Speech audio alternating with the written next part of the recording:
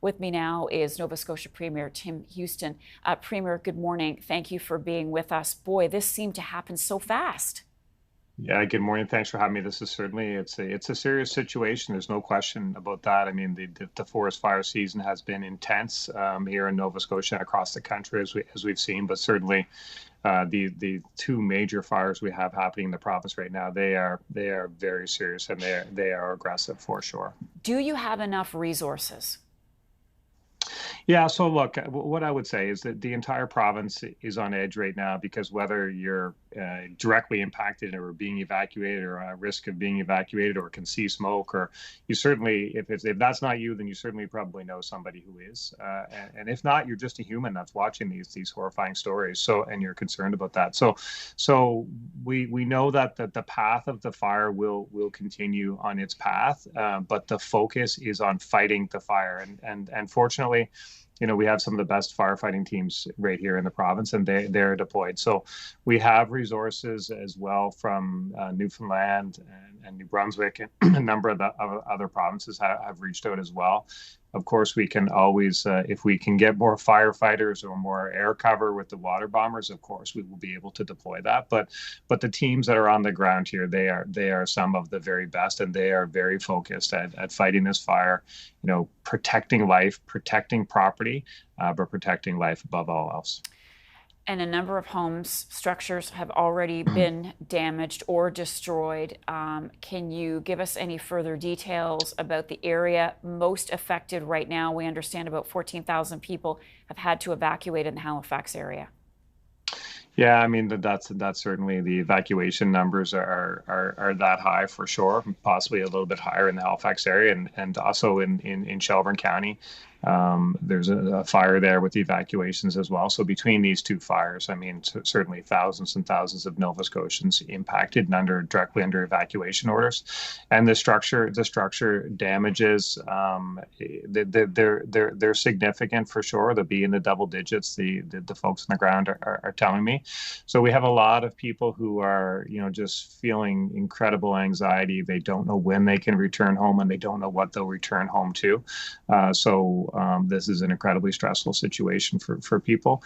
We feel that as Nova Scotians, that's kind of the blue noser spirit. You care for your friends and your neighbors. So each and every one of us feels that. But we need to get through the fires. We need to get past this and get to the stage where we can see what it is to move on from. And I just want to assure Nova Scotians that every possible resource is being deployed.